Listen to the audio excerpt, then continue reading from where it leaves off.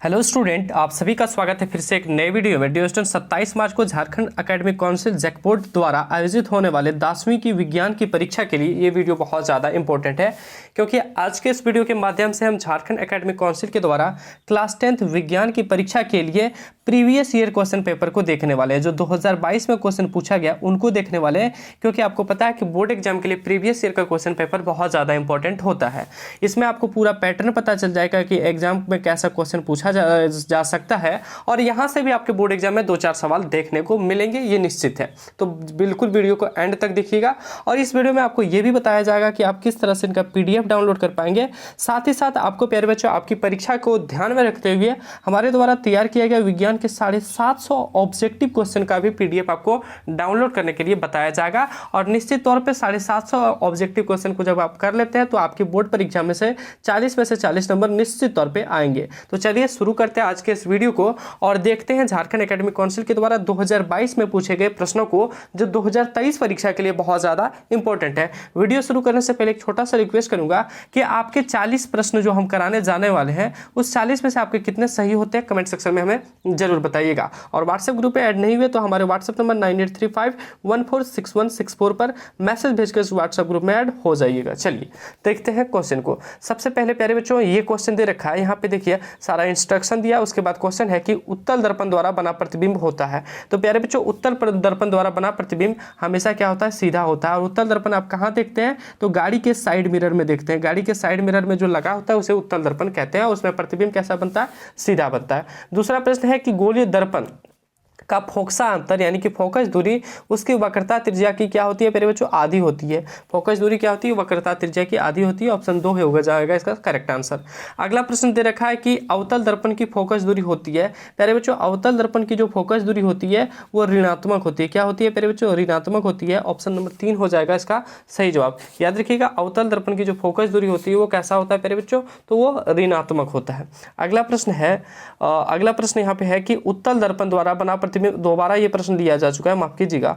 हाँ, चौथा प्रश्न है कि हजामती दर्पण के रूप में किस दर्पण का प्रयोग किया जाता है। हजामत यानी कि दाढ़ी बनाने के लिए किस दर्पण का प्रयोग करते हैं, तो सही जवाब हो जाएगा प्यारे बच्चों अवतल दर्पण का। ठीक है, अवतल दर्पण का याद रखिएगा, हजामती बनाने के लिए अवतल दर्पण का प्रयोग करते हैं। अगला प्रश्न दे रखा है कि गोलीय लेंस मुख्यतः कितने प्रकार के होते हैं। प्यारे बच्चों, गोलीय लेंस 2 प्रकार के होते हैं। एक तो अवतल लेंस कहलाता है, एक तो अवतल लेंस कहलाता है, एक तो उत्तल लेंस कहलाता है। 2 प्रकार के होते हैं, याद रखिएगा। ठीक है, अगला प्रश्न दे रखा है उत्तल लेंस द्वारा वास्तविक आवर्धित प्रतिबिंब बनता है। उत्तल लेंस द्वारा वास्तविक और आवर्धित प्रतिबिंब बनता है जब वस्तु की स्थिति होती है लेंस और एफ के बीच। ठीक है, उत्तल लेंस द्वारा जब प्रतिबिंब वास्तविक और आवर्धित बनेगा तो याद रखिएगा लेंस और एफ के बीच होगा। ऑप्शन 3 हो जाएगा करेक्ट आंसर।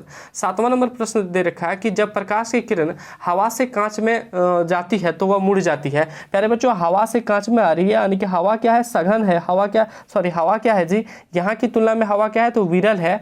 कांच की तुलना में हवा क्या है, विरल है। और कांच क्या है, सघन है। कांच क्या है प्यारे बच्चों, कांच सघन है। तो यहाँ कहाँ रहा है, तो विरल से सघन में आ रहा है। प्यारे बच्चों, विरल से सघन में जब आएगा तो अभिलंब की ओर हो जाएगा। ठीक है, किसकी ओर, अभिलंब की ओर हो जाएगा, याद रखिएगा। अगला प्रश्न है कि लेंस की क्षमता का SI मात्रक क्या है, तो बहुत इजी सा प्रश्न है, डायोप्टर होता है। इसका सही जवाब ऑप्शन नंबर 4 हो जाएगा। 9वां नंबर प्रश्न है कि हमारे नेत्र में लेंस होता है। हमारे नेत्र में लेंस होता है, कौन सा लेंस होता है प्यारे बच्चों, उत्तल लेंस होता है, याद रखिएगा। ठीक है, अगला प्रश्न दे रखा है प्यारे बच्चों। अगला प्रश्न है कि आंख के लेंस की वक्रता त्रिज्या को नियंत्रित करती है।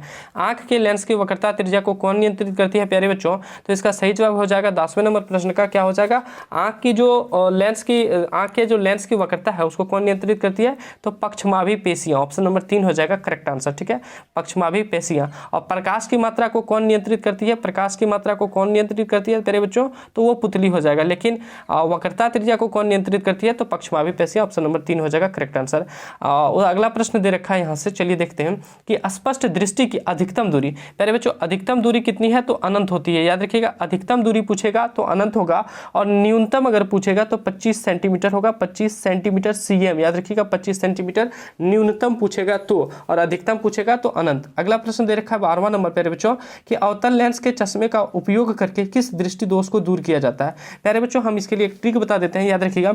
अवतल और उत्तल में कौन सा किस में ठीक होगा, क्या होगा, इसके लिए एक ट्रिक बता देते हैं। देखिए, एक तो अवतल लेंस होता है, एक उत्तल लेंस होता है, ठीक है। एक अवतल लेंस होता है, एक उत्तल लेंस होता है। और हम एक ट्रिक बताते हैं जी, 2 का 3, ठीक है। याद रखिएगा प्यारे बच्चों, आपकी बोर्ड परीक्षा में एक क्वेश्चन यहाँ से पूछेगा और आप दिक्कत नहीं होगा। 2 का 3 और 3 का 4 एक फॉर्मूला हम बताते हैं, ठीक है। इसको याद रखिएगा, 2 का 3, 3 का 4। 2 का 3 और 3 का 4 क्या है प्यारे बच्चों? देखिए, दूरदृष्टि दोष होता है। क्या होता है? दूरदृष्टि दोष, और उसी को हम लोग दीर्घ बोलते हैं, ठीक है। दूरदृष्टि दोष या फिर दीर्घ दृष्टि दोष बोलते हैं। और एक क्या होता है प्यारे बच्चों? दूरदृष्टि दोष। और एक कौन सा होता है? निकट दृष्टि दोष। क्या होता है? निकट दृष्टि दोष। तो 2 प्रकार के दोष मेनली होते हैं, तीसरा दोष भी हम बताएंगे। तो इसके लिए बहुत बच्चा कंफ्यूज होता है कि दूरदृष्टि दोष में कौन सा लेंस यूज करेंगे, निकट दृष्टि दोष में कौन सा लेंस यूज करेंगे। तो प्यारे बच्चों ट्रिक याद रखिएगा, 2 का 3। क्या? 2 का 3। देखिए दूर में कितने अक्षर हैं? एक तो दू है, एक तो र है, यानी कि 2 अक्षर है। तो सर इसका 3 अक्षर वाला होगा। 3 अक्षर कौन सा है? उत्तल में। उत्तल में उ तो ल कितने अक्षर हैं जी?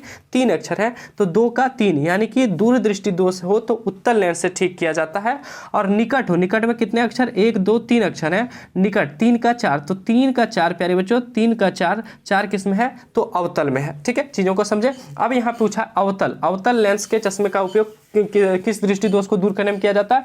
अवतल में सर कितने लेटर हैं? 4। और हम लोग अभी पढ़े 3 का क्या होता है? 4 होता है, यानी कि 3 का 4 हुआ, अवतल है। अवतल का कौन सा हो जाएगा? निकट दृष्टि दोष। ऑप्शन नंबर 1 करेक्ट आंसर, ठीक है। चलिए अगला प्रश्न देखिए, तारे का टिमटिमाना प्रकाश की किस घटना को दर्शाता है? तो प्रकाश का अपवर्तन को दर्शाता है। ऑप्शन नंबर 2 हो जाएगा।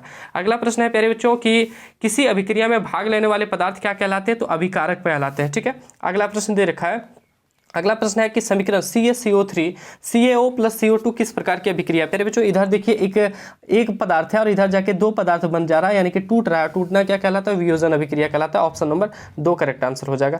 अगला प्रश्न दे रखा है प्यारे बच्चों, श्वसन कैसी अभिक्रिया है? तो श्वसन एक ऊष्माक्षेपी अभिक्रिया है, याद रखिएगा। ऑप्शन नंबर 1 करेक्ट आंसर हो जाएगा। अगला प्रश्न है प्यारे बच्चों, निम्न में से कौन सी अभिक्रिया नहीं होगी? तो अभिक्रिया कौन सी नहीं होगी? ZnSO4 + Cu, ठीक है। ZnSO4 + Cu याद रखिएगा, अभिक्रिया नहीं होगी। अगला प्रश्न है, निम्न में कौन संतुलित समीकरण है? प्यारे बच्चों संतुलित अगर आप फाइंड करेंगे तो यानी कि इस तीर के इस पार भी बराबर, मतलब कि जितने संख्या में परमाणु है उतना भी इधर रहना चाहिए। देखिए इधर 3 Fe है, Fe 3 है, ठीक है। आप अगर पहला देखें तो पहला में आप देख पा रहे हैं इधर H2 कितना है जी? 2 और 2 4 है, लेकिन इधर H2 कितना है? 2 ही है, यानी कि ये समीकरण नहीं बैलेंस नहीं है, यानी कि संतुलित नहीं है। अगर हम दूसरा वाला देखें तो दूसरा वाला में देखिए इधर 3 Fe है और इधर भी 3 Fe है, ठीक है। यहाँ पे देखिए ऑक्सीजन कितना है? तो 4 ऑक्सीजन है, इधर भी ऑक्सीजन कितना है? 4 ही है। इधर देखिए H2 कितना है? H2 और इधर 4, 4 दूनी 8, यानी कि इधर 4 H2 है, 4 दूनी 8 है H2 है, ठीक है। 4 और 2 6 H2 है, ठीक है। तो यहाँ से अब क्लियर हो जाएगा कि ये बराबर है। ये क्या है? बराबर है, यानी कि ये बैलेंस है। इसमें देखिए तो CH4 है इधर और इधर CH है, ये नहीं है, ठीक है। CH यहाँ पे कितना? एक तो C यहाँ पे है, एक तो C यहाँ पे है, लेकिन H इधर 4 होना चाहिए, H2 है, ये भी नहीं होगा। तो आंसर 2 हो जाएगा इसका करेक्ट आंसर, ठीक है। इसे मिला लेना है आपको। अगला प्रश्न है, अभिक्रिया ZnO + C में Zn + CO किसका उपचयन हो रहा है? प्यारे बच्चों यहाँ पे उपचयन किसका हो रहा है? तो कार्बन का उपचयन हो रहा है, ठीक है। किसका उपचयन हो रहा है? कार्बन का।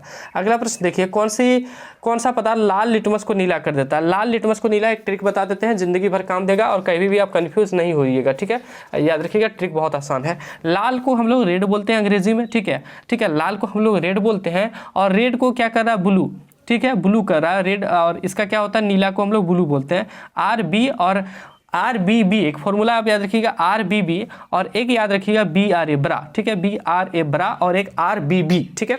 तो RBB BRA यहाँ पर रट लीजिएगा।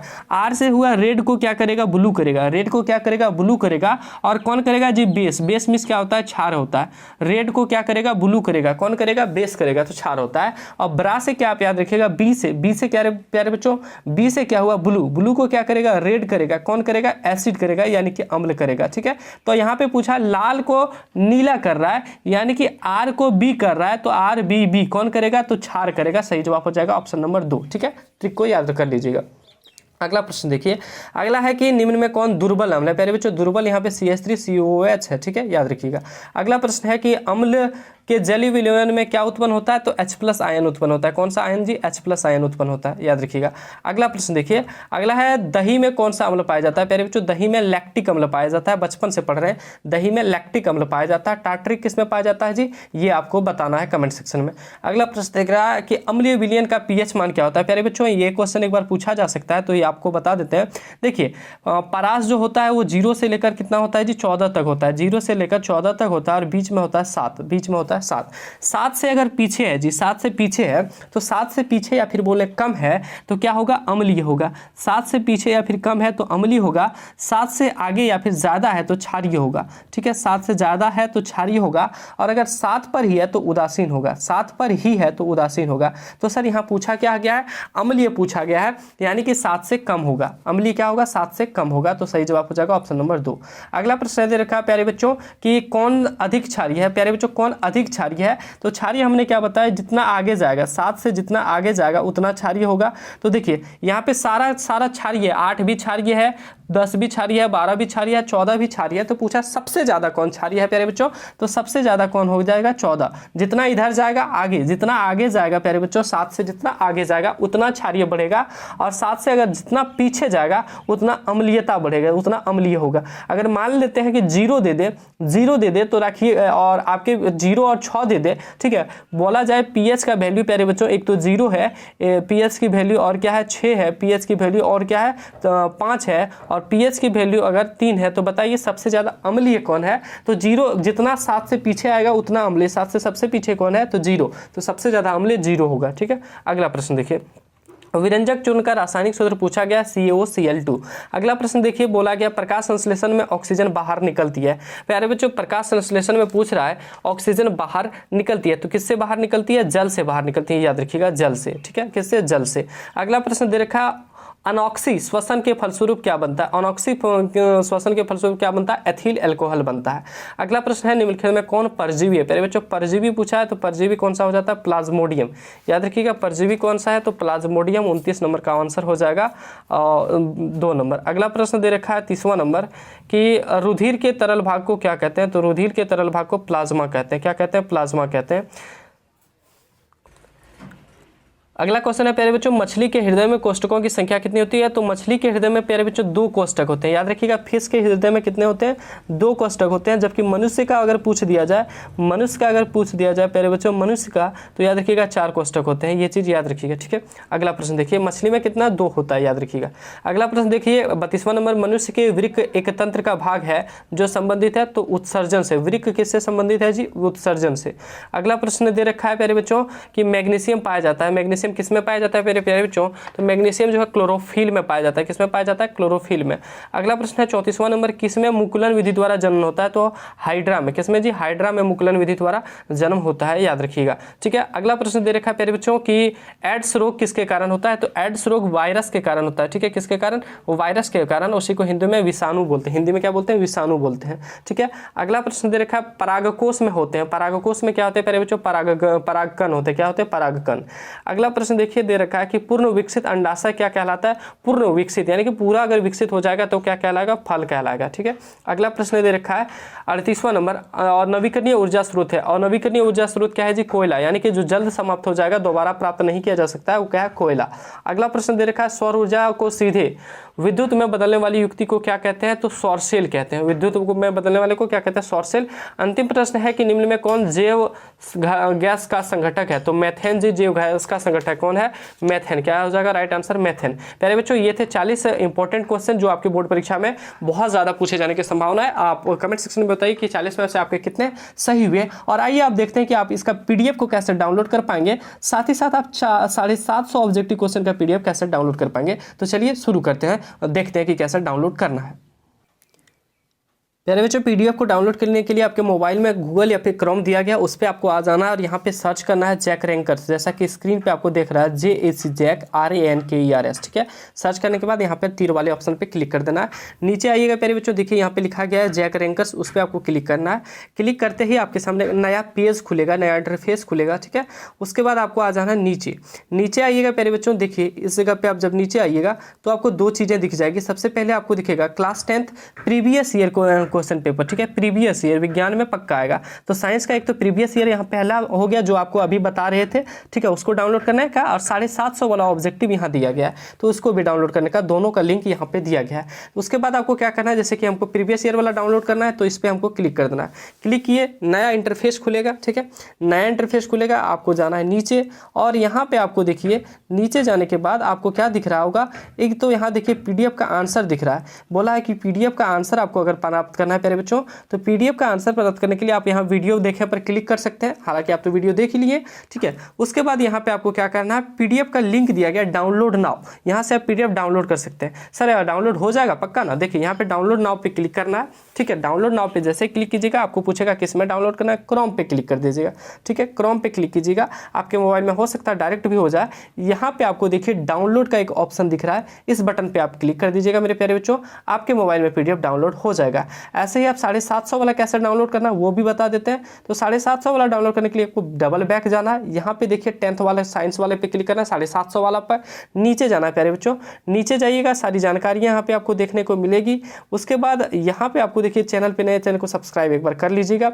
उसके बाद नीचे जाइएगा मेरे प्यारे बच्चों, देखिए जैक बोर्ड एग्जाम पीडीएफ का लिंक यहाँ पे दिया गया है, रसायन विज्ञान, ठीक है। इस पे जैसे ही क्लिक कीजिएगा आपका केमिस्ट्री वाला डाउनलोड हो जाएगा, इस पे आपका बायोलॉजी का और इसके भौतिकी का, क्लिक करते ही वही प्रोसेस अपनाना, यहाँ पे क्लिक कीजिएगा, क्रोम पे क्लिक कीजिएगा, बगल में आपको एक डाउनलोड का इस तरह से ऑप्शन आएगा, उस पर आपको क्लिक करना है, डाउनलोड हो जाएगा। प्यारे बच्चों आज के इस वीडियो में यहीं तक, उम्मीद है आपको ये वीडियो बहुत अच्छी लगी होगी और एक बार 750 क्वेश्चन को आप जरूर देख लीजिएगा, आपके बोर्ड एग्जाम में एक भी ऑब्जेक्टिव नहीं छूटेगा, इस बात की गारंटी है। तो चलिए मिलते हैं अगले वीडियो में, तब तक के लिए वीडियो को दोस्तों में जरूर शेयर कीजिए। चैनल पे नए, चैनल को सब्सक्राइब नहीं किया तो सब्सक्राइब कर लीजिए ताकि ऐसे वीडियो की नोटिफिकेशन आपको हमेशा मिलते रहे। Best of luck.